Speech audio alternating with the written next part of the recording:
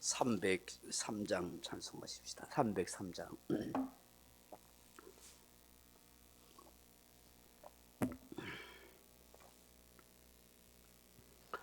날 위하여 십자가에 중한 고통 받으사 대신 죽은 주 예수의 사랑하신 은혜여, 보배로운 피를 흘려 영영 죽을 죄에서 구속함을 받으느니 어찌 찬양 안 할까.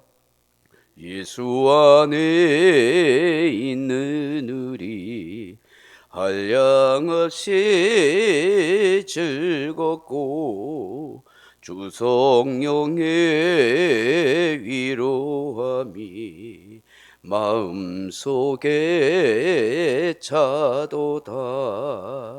천국 음악 소리 같은 은혜로운 그 말씀 끊임없이 듣는 우리 어찌 찬양 안 할까. 이 세상에 모진 풍파 지지 않고 불어도 주님 안에 보호받는 우리 마음 편하다. 늘 깨어서 기도하고 저 천국을 바라며 주님만을 기다리니 어찌 찬양 안 할까. 아멘. 하나님 말씀 로마서 8장 7절 8절 말씀입니다. 로마서 8장 7절에서 8절 말씀 같이 읽겠습니다. 육신의 생각은 하나님과 원수가 되나니 이는 하나님의 법에 굴복하지 아니할 뿐 아니라 할 수도 없음이라. 육신에 있는 자들은 하나님을 기쁘시게 할 수 없느니라. 아멘. 사랑하는 성도 여러분, 바울이 계속해서 육신에 있는 자들의 특징에 대해서 말씀합니다. 그 첫째가 뭐라고 말씀합니까? 하나님과 원수가 된다라고 그렇게 말씀합니다. 육신의 생각은 하나님과 원수가 된다. 여러분, 하나님과 원수가 된다는 게 뭘까요? 하나님이 싫어하시고 미워하시고 그리고 적대적으로 생각하는 그런 마음과 행동을 품고 살아간다 하는 것을 말씀합니다. 오래전에 미국의 어느 신문에 자기가 고양이로 변하고 있다고 생각에 빠진 한 여인이 있었습니다.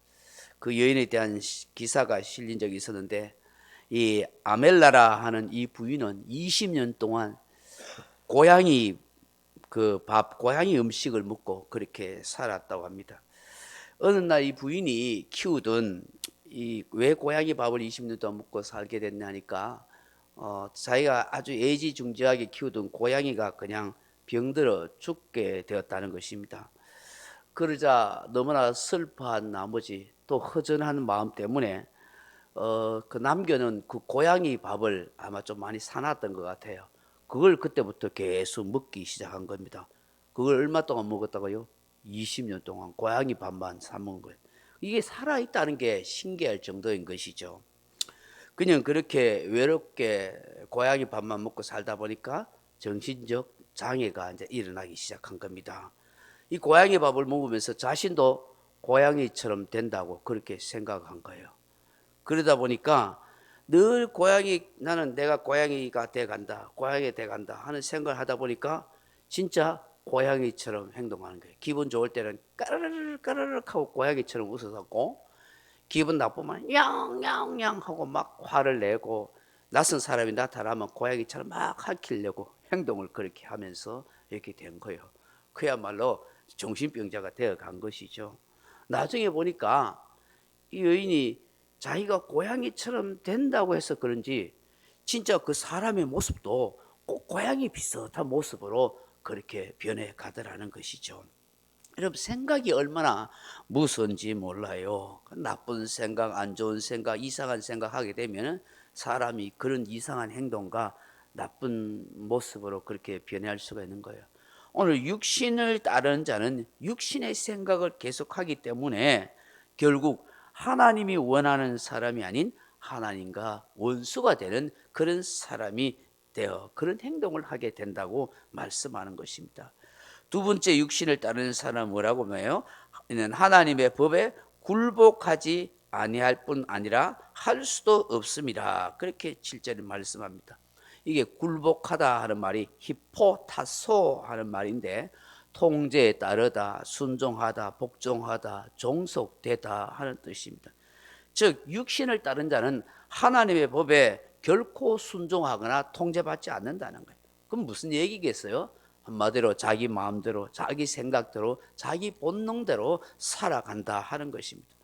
하나님께서는 인간에게 주신 양신의 법이라는 것과 있고, 더불어 하나님의 율법인 또 성경을 주심으로 인간이 마땅히 살아야 할 삶을 살아가도록 도리를 가르쳐 주고, 그에 따른 어떤 행동의 제약이라든지 통제받을 수 있고 절제할 수 있도록 그렇게 해 주신단 말이에요.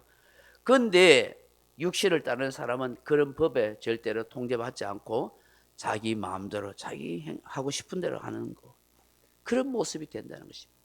여러분, 하나님 주신 우리의 십계명을 통해서 하나님 사랑, 이웃 사랑을 실천하고 살아가도록 하지 않습니까? 근데 육신을 따르는 사람은 이러한 것을 다 무시하고 살아간다. 하나님을 사랑하기를 바랄 수도 없을 뿐만 아니라 이 하나님의 명령에 복종하고 싶은 생각조차도 하지 않는다는 것입니다. 왜 그럴까요?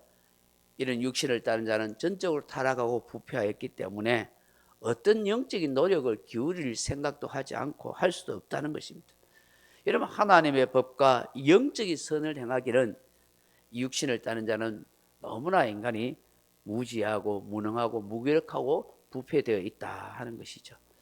세 번째, 육신을 따른 자는 하나님을 기쁘시게 할 수 없다라고 그렇게 8절에 말씀하고 있지 않습니까? 육신에 속한 자, 육신을 따른 자는 어쩌면 당연한지 모릅니다. 하나님과 원수된 관계에서 하나님의 법에 굴복하지 않는데 어떻게 하나님을 기쁘시게 할 수 있겠습니까?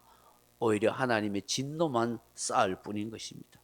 성경은 하나님을 기쁘시게 하는 일이 어떤 일이라 했었습니까? 히브리서 11장 6절에 보면 믿음이 없이는 하나님을 기쁘시게 못하나니 하나님께 나아간 자는 반드시 그가 계신 것과 자기를 찾는 자들에게 상 주신 이심을 믿어야 할지니라 했습니다. 하나님의 존재에 대한 확신과 믿음을 가지고 있을 때 하나님을 기쁘시게 할 수 있는 것입니다. 그런 사람은 하나님을 찾고 하나님의 응답을 받고 하나님의 보상과 축복을 받을 수가 있는 것입니다. 하나님의 존재를 믿지 않는데 결국 육신에 속한 자들이 되기에 하나님을 기쁘시게 할 수도 없다 하는 것을 말씀합니다. 세상 사람들, 육신에 속한 사람들이 자기들 나름대로 뭐 착한 일도 하고 선한 일도 하고 뭐 동호회를 만들어서 뭐 이런저런 그런 일을 합니다만, 그건 결코 하나님이 보시기에 가정한 것이요 아무런 가치가 없는 것입니다. 하나님을 기쁘시게 하는 것은 죄인된 자신을 깨닫고 하나님이 우리를 구원하시려고 보내주신 유일한 예수 그리스도, 그분을 구속의 주님으로 믿고 받아들여야 하는 것입니다. 그리고 회개할 때에 하나님을 기쁘시게 할 수가 있다 하는 것이죠. 그래야 영의 사람으로 거듭나고 하나님이 원하시는 삶을 살아갈 수가 있습니다. 성경은 그리스도로 하여금 주를, 하나님을 기쁘시게 하는 일이 뭐라고 말씀합니까? 고린도후서 5장 9절에 보면 그런즉 몸으로 있든지 떠나든지 주를 기쁘시게 하는 자 되기를 힘쓰노라. 에베소서 5장 10절에는 주를 기쁘시게 할 것이 무엇인지 시험하여 보라. 히브리서 12장 28절에는 그러므로 우리가 흔들리지 않는 나라를 받았은즉 은혜를 받자. 이로 말미암아 경건함과 두려움으로 하나님을 기쁘시게 섬길지니 또는 감사하자. 그렇게 말씀합니다. 하나님을 기쁘시게 하는 일에 우리가 힘을 써야 되고 어떤 일이 하나님 기뻐하실 일인지 우리가 생각하고 또 경건하고 신실하게 신앙생활을 잘하면 또 하나님을 기쁘시게 섬겨가는 거라고 말씀합니다. 오늘 이 새벽에 주시는 이 말씀을 함께 묵상하면서 육신에 속하고 육신을 따라 살아가는 사람들이 하나님의 원수가 되고 하나님의 법에 굴복지도 못하고 하나님을 기쁘시게 할 수 없는 인생이 된다는 걸 알고 저와 여러분은 영에 속하여서 하나님의 사랑을 받고 하나님의 뜻에 늘 순종하고 하나님을 기쁘시게 해드리는 그런 우리의 모습이 다 되기를 주님의 이름으로 축원합니다. 각자 기도하시다가 돌아가시기 바랍니다.